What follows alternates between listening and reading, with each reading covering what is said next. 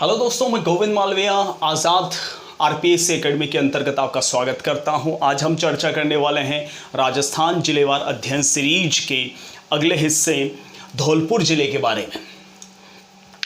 देखिए, धौलपुर जिला जो है राजस्थान के पूर्वी सीमा की ओर सबसे पूर्व की ओर स्थित है। यह जो जिला है वह उत्तर प्रदेश और मध्य प्रदेश के बीचों बीच पड़ता है, दोनों की सीमा पर पड़ता है। राजस्थान का एक छोटा सा जिला है जो सबसे पूर्वी कोने पे स्थित है। ठीक है, इसी जिले के अंदर से नेशनल हाईवे नंबर 3 भी निकलता है, आपने देखा ही होगा। अगर राजस्थान के धौलपुर जिले की बात की जाए तो इसके बारे में 3 थ्योरीज हैं राजस्थान में कि इस धौलपुर जिले का इतिहास क्या रहा है। ऐसी मान्यता है कि इसके संस्थापक धवल देव नाम के एक तोमर शासक थे।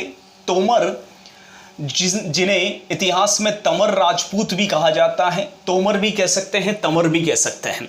धवलदेव तमर या धवलदेव तोमर जो संस्थापक माने जाते हैं, ये पहली थ्योरी बताई जाती है। वैसे तमर या तोमर राजपूत, इनका प्रारंभिक राज्य था दिल्ली के आसपास। जैसे कि आपने नाम सुना होगा पृथ्वीराज चौहान के मामा अनंगपाल तोमर का, तो वो भी तंवर या तोमर राजपूत थे। जैसे राजस्थान में सबसे प्रसिद्ध व्यक्तित्व आपने नाम सुना होगा बाबा रामसा पीर, बाबा रामदेव का, वो भी तंवर या तोमर राजपूत अजमाल जी के पुत्र थे, जिनका रामदेवरा के अंदर जैसलमेर के अंदर उनका धार्मिक स्थल है। दूसरा बताया जाता है कि धौलिया नाम के जो नागवंशी जाट थे,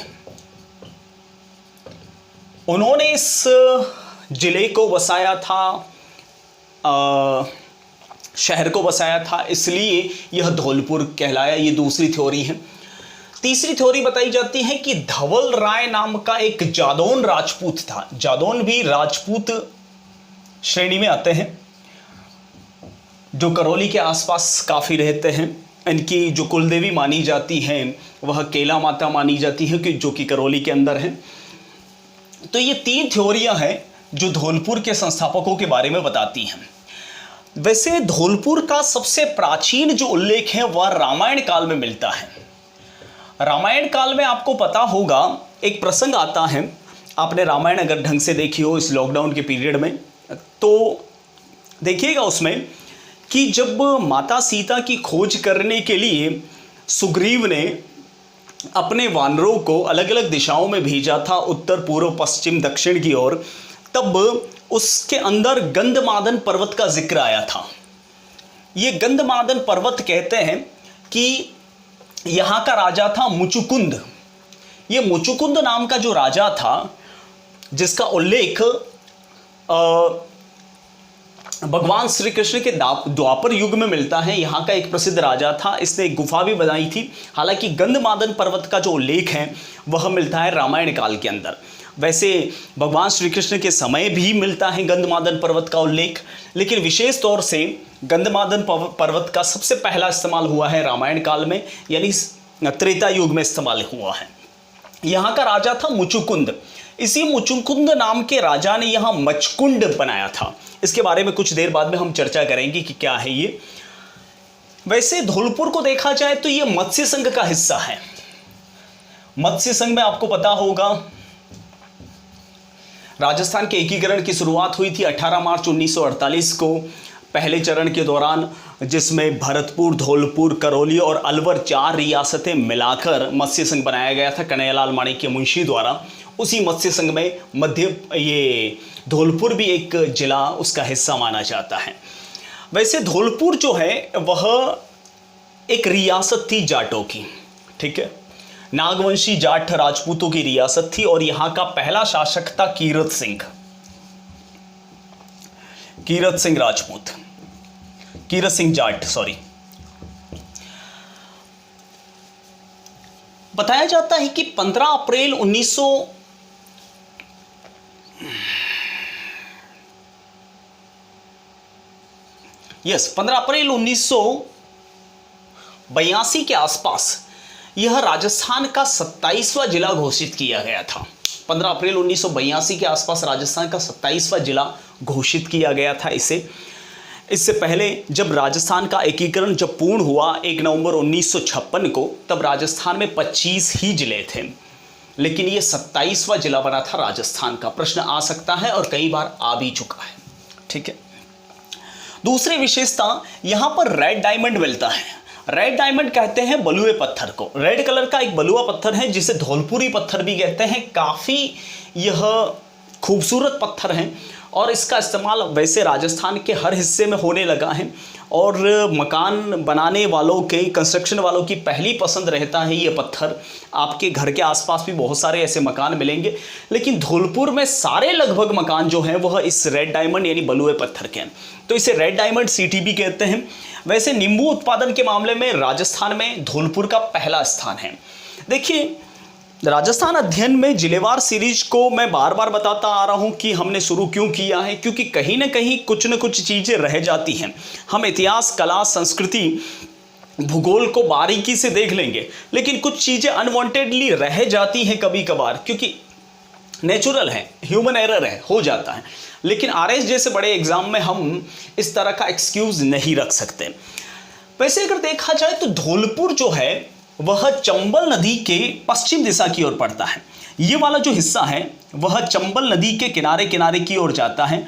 इसी दिशा की ओर इसकी सीमा बनाती हुई चंबल नदी जाती है और यूपी के इटावा नामक स्थान में यह यमुना में मिल जाती है। तो चंबल के आसपास वाला जो ये क्षेत्र है, ठीक है, ये थोड़ा सा उपजाऊ क्षेत्र है, नीचे वाला हिस्सा, लेकिन ऊपर वाला क्षेत्र जो काफ़ी ऊबड़ खाबड़ है और पथरीला है। ठीक है, और आपने सुना होगा, पढ़ा होगा कहीं पर भी, चंबल एकमात्र इंडिया की ऐसी नदी है जो सबसे ज़्यादा कटाव करती है, सबसे ज़्यादा ऊबड़ खाबड़ बनाती हैं, और उसी ऊबड़ खाबड़ को चंबल के बीहड़ कहते हैं और राजस्थानी भाषा में उसे खादर कहा जाता है। बड़े बड़े खड्डे, और आपने सुना ही होगा चंबल के डाकू काफ़ी फेमस है, और इस मामले में तो धौलपुर काफ़ी फेमस रहा है। हाल ही में बहुत सारे यहाँ कांड हो चुके हैं। अभी कुछ समय पहले, करीब लॉकडाउन से 4-5 महीने पहले, बाड़ी और धौलपुर वाले इलाके के अंदर बहुत सारे डाकुओं की डकैतियाँ एक बार फिर से शुरू हो चुकी थी। तो वो करंट जीके से जोड़कर भी आपको पूछा जा सकता है, थोड़ा उस पर भी ध्यान दीजिएगा। देखिए, इस चंबल नदी का जो कटाव है और इसका जो पथरीला हिस्सा है जो धौलपुर और बाड़ी के मध्य पड़ता है, उसे डांग क्षेत्र कहते हैं। जो पथरीला हिस्सा है उसे डांग क्षेत्र कहते हैं, जो चंबल नदी का कटाव का हिस्सा है। ठीक है, अगर धौलपुर के प्रमुख अभ्यारण्यों की बात करूं तो यहाँ का एक वन विहार है, एक रामसर जो अभ्यारण्य है जहाँ स्पेशली घड़ियाल, मगरमच्छ ज़्यादा पाए जाते हैं। चंबल राष्ट्रीय अभ्यारण्य को भी घड़ियालों के लिए घोषित कर दिया है भारत सरकार ने। प्रमुख स्थलों की बात करूँ तो यहाँ पर मचकुंड, जिसका जिक्र मैंने पहले किया था, मुचुकुंद नाम के एक राजा थे द्वापर युग में, भगवान श्री कृष्ण के समकालीन। इसके पीछे एक कहानी है मुचुकुंड के बारे में। ये कहा जाता है कि मुचुकुंड जो है, दरअसल हुआ ये था कि एक राक्षस था, भगवान श्री कृष्ण के समकालीन एक राक्षस था, जिस राक्षस को ये वरदान था कि उसे कोई नहीं मार सकता। लेकिन मुचुकुंद नाम के एक यहाँ के राजा थे, वो सोए हुए थे, तो भगवान श्री कृष्ण का वो पीछा करते करते राक्षस यहाँ तक पहुँचा और मुचुकुंद नाम के राजा को जगा दिया भगवान श्री कृष्ण समझकर। और मुचुकुंद राजा की आंख खुलते ही उनकी आंखों से ये भस्म हो गया था वो राक्षस। ठीक है, तो उनकी याद में यहाँ मुचुकुंद नाम का एक जलकुंड है, जहाँ पर भाद्र शुक्ल षष्ठमी को एक प्रसिद्ध मेला भरता है। ठीक है, देखिए, भारत के अंदर, राजस्थान के अंदर मामा भांजा जो तीर्थ हैं वो दो माने जाते हैं। मामा कहा जाता है पुष्कर को, जो कि अजमेर में है, और भांजा कहा जाता है मुचुकुंद को या मचकुंड को, इसी तीर्थ को। ठीक है, तो मामा तो है अजमेर में और भांजा जो है वह धौलपुर में है। मामा से सीधा सा तात्पर्य भगवान श्री कृष्ण से है। ठीक है, यहां पर एक शिकार गुरुद्वारा भी है इसी मुचुकुंद के पास में। शिकार गुरुद्वारा सिखों के 10वें गुरु थे गोबिंद सिंह जी। उन गोबिंद सिंह जी ने यहां पर एक शेर का शिकार किया था। तो उन्हीं की याद में यहाँ एक शिकार गुरुद्वारा बनाया गया है। यहाँ पर कमल के फूल का बाग भी है कि इसी कमल के फूल का बाग जो है उसके तुजुक बाबरी जो कि बाबर द्वारा लिखी गई है उसमें इसी कमल के फूल के बाग का जिक्र भी मिलता है। और तुजुक बाबरी या बाबरनामा में बाबर ने इसका जिक्र किया है। वैसे आपको पता होगा कि बाड़ी नाम का स्थान है, वहाँ पर 1518 को एक युद्ध हुआ था, ठीक है। वो बाड़ी का युद्ध हुआ था महाराणा सांगा और दिल्ली के सुल्तान इब्राहिम खान लोदी के मध्य, ठीक है। और इसी बाड़ी के जस्ट निकट भरतपुर ज़िले के अंदर पड़ जाता है खानवा, रूपवास तहसील के अंदर। तो ये आसपास वाला सारा एरिया जो है वो बाबर के कब्जे वाला एरिया था। यहाँ पर एक पाताल तोड़ बावड़ी भी है। उस बावड़ी की गहराई वहाँ के स्थानीय लोग बताते हैं कि अभी तक नहीं तय की गई है। यहाँ पर प्रसिद्ध जो दुर्ग है शेरगढ़ दुर्ग है, जिसका निर्माण मालदेव परमार जो कि मालवा के शासक थे उन्होंने करवाया था। और शेरशाह सूरी ने मालवा पर अधिकार कर लिया था और शेरशाह ने इसका पुनर्निर्माण करवाया था, इसलिए शेरगढ़ दुर्ग कहलाता है। इसी के निकट एक हुनहुनकार तोप है। कहते हैं कि ये 14 मन की है, 14 शेर की है और इस पे 14 शेर का ही गोला चलता है। 14 का बड़ा आंकड़ा है हुनहुनकार तोप पर, ठीक है। चोपड़ा महादेव जी का मंदिर भी यहाँ फेमस है। खानपुर के महल भी फेमस है। तालाब ए शाही जो कि शाहजहां ने बनवाया था, यहाँ पर भी एक फेमस स्थान है, ठीक है। ये सारी चीज़ें मैं इसलिए बता रहा हूँ क्योंकि कभी कभार आर्ट एंड कल्चर में एक आध ऐसा कोई कॉम्प्लिकेटेड सवाल दे देते हैं, सीधा पूछ लेते हैं चोपड़ा महादेव जी का मंदिर कहाँ है, बंदा फंस जाता है वहाँ पर। तो ये इससे क्या है, पूरा एक हमें क्लियर हो जाता है कि राजस्थान में कहाँ क्या है, ठीक है। देखिए यहाँ पर एक घंटाघर भी है जो निहाल टावर भी कहलाता है। यहाँ के निहाल सिंह जी एक जाट राजा थे, उन्होंने इसको बनवाया था। ये राजस्थान का सबसे ऊंचा घंटाघर कहलाता है, ठीक है। यहाँ पर एक तालाब शाही झील भी है बाड़ी नामक स्थान पर, ठीक है। ये दो महत्वपूर्ण चीज़ें मैं अलग से थोड़ा समझाना चाह रहा हूँ जिससे थोड़ा अंदर तक सवाल जा सकता है। देखिए राजस्थान का यह एकमात्र जिला है जहाँ बाल मंगल कार्ड योजना बनाई गई है। राजस्थान का एकमात्र जिला जहां बाल मंगल कार्ड योजना राजस्थान सरकार ने बनाई है ताकि छात्र ज़्यादा से ज़्यादा सरकारी स्कूलों में पढ़ सकें।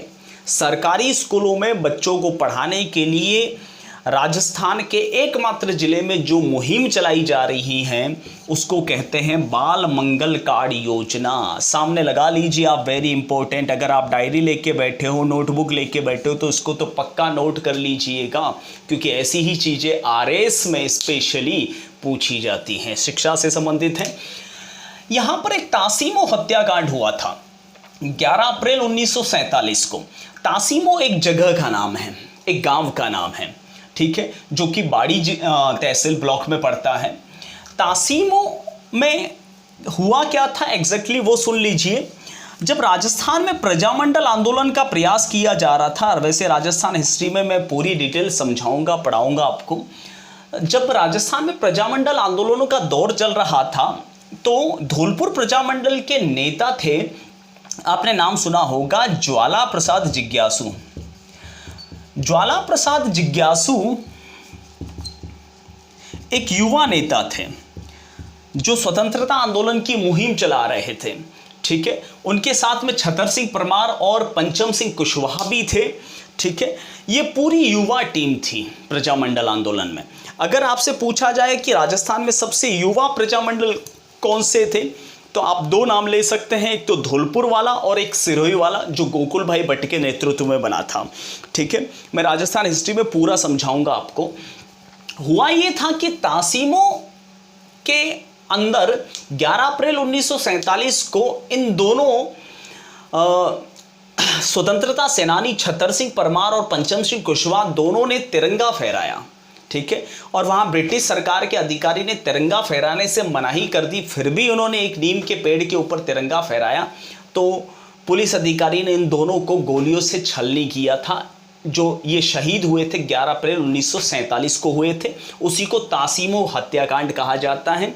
अब तक एग्ज़ाम में बहुत, मेरे ख्याल में अब तक किसी भी एग्ज़ाम में नहीं आया है ये वाला सवाल, फिर भी अलर्ट रहिएगा। जिस दिन आया तो शायद आप ही कर पाओगे। ठीक है, तो ये है धौलपुर की जो मोटी मोटी बातें। थोड़ा सा इसका ज्योग्राफिकल आइडिया देख लेना। राजस्थान के सबसे पूर्वी सीमा को बनाता है यह, उत्तर प्रदेश और मध्य प्रदेश के बीच में पड़ता है। इसके दक्षिणी हिस्से में करौली है और पश्चिमी उत्तर पश्चिमी हिस्से में है वो भरतपुर जिला है। ठीक है, तो हमारे राजस्थान जिलेवार अध्ययन सीरीज के अंदर फिलहाल इतना ही। मिलते हैं अगले जिले की ओर।